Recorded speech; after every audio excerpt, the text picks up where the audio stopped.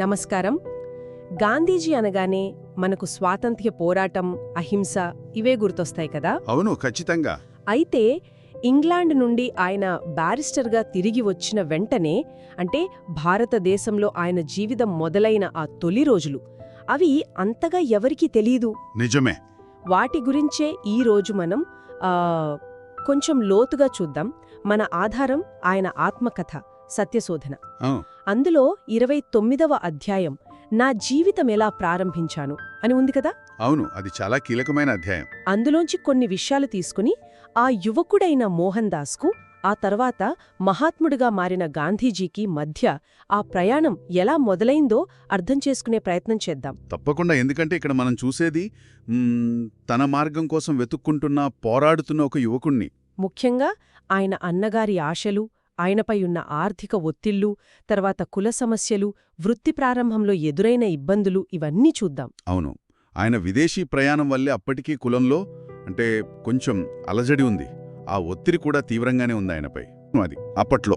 మరి దాని పరిష్కారానికి ఆయన అన్నయ్య బలవంతం మీద కొన్ని ప్రాయశ్చిత్తాలు చేయాల్సొచ్చింది. నాసిక్లో స్నానం, రాజ్కోట్లో కులభోజనం, ఇలాంటివి. నిజమే. ఇవన్నీ ఆయనకు పూర్తిగా ఇష్టం లేకపోయినా ఆ అన్నగారి మాట కాదనిలేక చేశారు. అయితే ఇక్కడ గాంధీజీ స్పందించిన తీరు, అది ఆసక్తికరంగా ఉంటుంది కదూ. చాలా ఆసక్తికరం. ఆయన ఎలాంటి ప్రతిఘటన చూపలేదు, అంటే సంఘర్షణకు దిగలేదు. అవునా? అవును. కులం పెట్టిన ఆ బహిష్కరణ నిబంధనలు తనకు చాలా ఇబ్బందిగా ఉన్నా సరే మౌనంగా పాటించారు.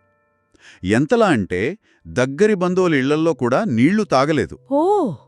ఇది గమనిస్తే ఆయన భవిష్యత్తులో అనుసరించిన అహింస, ఆ సహాయ నిరాకరణ, ఆ సిద్ధాంతాలకు ఇదొక తొలి బీజంలా అనిపిస్తుంది. అంటే సమస్యను నేరుగా ఢీకొట్టకుండా తన నిశ్శబ్దంతోనే దాన్ని ఎదుర్కోవడం అన్నమాట.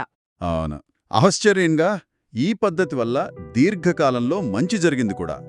మొదట్లో వ్యతిరేకించిన వాళ్లే తర్వాత ఆయన్ని ఆదరించారు, సహాయం కూడా చేశారు. మరి వృత్తిపరంగా ఆయన ప్రారంభం ఎలా ఉంది?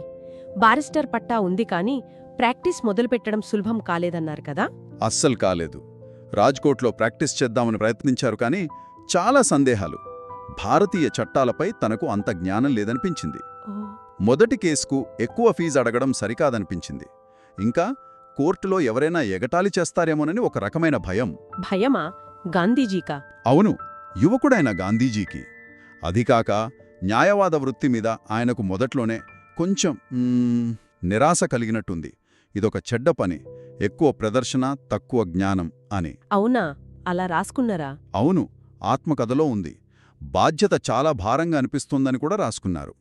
అంటే ఆయన చదువుకున్న దానికి, ఇక్కడ వాస్తవ పరిస్థితులకు మధ్య చాలా అంతరం కనిపించింది. మరి ఈ పరిస్థితిలో స్నేహితులు బొంబాయి వెళ్లమని సలహా ఇచ్చారా? అవును, బొంబాయి వెళ్తే అనుభవం వస్తుందని సలహా ఇచ్చారు. కానీ అంతకంటే ముందు ఆయన వ్యక్తిగత జీవితంలో కూడా కొన్ని మార్పులు, ప్రయోగాలు చేస్తున్నారు. వ్యక్తిగత జీవితంలోనా? అంటే? అవును, తన భార్య కస్తూర్బాతో ఉన్న సంబంధం గురించి, ఆమెకు చదువు చెప్పించాలనే తన కోరిక నెరవేరకపోవడం గురించి చాలా నిజాయితీగా రాసుకున్నారు. పిల్లల విషయంలో మాత్రం శ్రద్ధ తీసుకున్నారు. వాళ్లకు వ్యాయామం ప్రాముఖ్యత చెప్పడం, వారితో వ్యక్తిగతంగా సమయం గడపడం, ఇలాంటివి. ఇదే సమయంలో ఇంట్లో పాశ్చాత్యీకరణ ప్రయోగాలు కూడా మొదలయ్యాయి. పాశ్చాత్యీకరణ అంటే పింగాణీ పాత్రలు వాడటం, ఓట్మీల్, కోకో ఇలాంటివా? అవునవును, పాశ్చాత్య దుస్తులు కూడా. మరి ఆర్థికంగా ఇబ్బంది పడుతున్నారని అన్నాం కదా, అప్పుడు ఇవన్నీ అవసరమా అని ఆయనకు అనిపించలేదా? సరిగ్గా అదే ఆసక్తికరమైన విషయం. ఒకవైపు డబ్బులు ఇబ్బంది, మరోవైపు ఈ కొత్త అలవాట్లు. ఖర్చులు బాగా పెరిగిపోయాయి. ఎంతలా అంటే మనింటి గుమ్మానికి ఒక తెల్ల ఏనుగును కట్టేశాం అని ఆయనే చమత్కరించారు. తెల్ల ఏనుగునా? బహుశా ఇది ఆరంభం కావచ్చు. నిజమే. కానీ ఇక్కడ వైరుధ్యం ఉంది చూడండి. ఆర్థికంగా కష్టపడుతూ పాశ్చాత్య వస్తువులు వాడుతున్నారు. కొన్నేళ్ల తర్వాత స్వదేశీ ఉద్యమానికి పిలుపునిచ్చారు. అవును కదా, ఆ వైరుధ్యం ఆలోచింపజేస్తోంది. అంటే ఆయన ఆలోచనలు ఎంతగా మారాయో తెలుస్తోంది. ఖచ్చితంగా. సరే, మరి బొంబాయి అనుభవం, అక్కడికి వెళ్లారు కదా, ఇల్లు ఏర్పాటు చేసుకోవడం, ఆ వంటవాడు రవిశంకర్ కథ, అది కొంచెం సరదాగా ఉంటుందంటారు. అవును, బొంబాయి వెళ్లారు, ఇల్లు తీసుకున్నారు, రవిశంకర్ అనే వంటవాడిని పెట్టుకున్నారు. అతను బ్రాహ్మణుడైనా పాపం వంట సరిగా రాదు, శుచిగా ఉండదు. అయ్యో. గాంధీజీకి చాలా ఇబ్బంది కలిగింది. అయినా అతన్ని పనివాడిలా కాకుండా ఒక కుటుంబ సభ్యుల్లా చూశారు.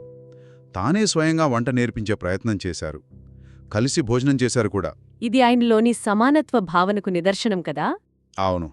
కానీ ఈ బొంబాయి ప్రయత్నం కూడా ఆర్థికంగా పెద్దగా ఫలించలేదు. అంటే వృత్తిపరంగా బాంబేలో కూడా సెట్ అవ్వలేకపోయారా? అవ్వలేకపోయారు. సరైన ఆదాయం లేదు, ఖర్చులు తగ్గలేదు. అందుకే 4-5 నెలల కంటే ఎక్కువ కాలం బొంబాయిలో ఉండడం అసాధ్యమనిపించింది అని రాసుకున్నారు. బహుశా న్యాయవాద వృత్తి యొక్క చెడ్డ పని అనే ఆయన అభిప్రాయం ఇక్కడింకా బలపడిందేమో. మొత్తం మీద తొలి ప్రయత్నాలు చాలా వరకు విజయవంతం కాలేదు. అవును, అలాగనిపిస్తుంది. ఈ తొలి దశను ఒక్కసారి గుర్తు చేసుకుంటే కుల సమస్యలను ఎదుర్కొన్న తీరు, అంటే ఆ సంఘర్షణ లేని పద్ధతి, వృత్తిలో ఆరంభపు వైఫల్యాలు, వ్యక్తిగత జీవితంలో ప్రయోగాలు, ఆ పాశ్చాత్తీకరణ, దానిలోని వైరుధ్యం, న్యాయవృత్తి పట్ల నిరాశ. అవును, ఇవన్నీ ఉన్నాయి. కాబట్టి దీని అర్థమేమిటంటే ఈ కాలం, ఈ అనుభవాలు ఆయనను భవిష్యత్తుకు సిద్ధం చేశాయి. ఆయన ఆలోచనా విధానాన్ని, ఆ వ్యక్తిత్వాన్ని తీర్చిదిద్దడంలో చాలా కీలక పాత్ర పోషించాయి. ముఖ్యంగా ఆ సంఘర్షణ లేని ప్రతిస్పందన, దానికి తొలి అడుగులు ఇక్కడే పడ్డాయని చెప్పొచ్చు. నిజమే. ముగింపుగా శ్రోతలు ఆలోచించడానికి ఒక ప్రశ్నతో ముగిద్దాం. చెప్పండి. ఒక బారిస్టర్గా స్థిరపడాలనే తొలి ఆశయం నెరవేరకపోవడం అంటే, వృత్తిపరంగా ఈ వైఫల్యాలు, కుల వ్యవస్థ నుంచి వచ్చిన సవాళ్లు, వ్యక్తిగత జీవితంలోని ఈ ప్రయోగాలు, ఈ అనుభవాలన్నీ కలిసి గాంధీజీని ఆ సంప్రదాయ న్యాయవాద వృత్తి నుంచి దూరం జరిపి ఒక విస్తృతమైన సామాజిక, రాజకీయ నాయకత్వం వైపు నడిపించడంలో ఎంతవరకు ప్రభావం చూపించి ఉండవచ్చు? ఇది నిజంగా ఆలోచించాల్సిన విషయమే. ఆయన ప్రస్థానాన్ని అర్థం చేసుకోవడానికి ఇదొక ముఖ్యమైన కోణం.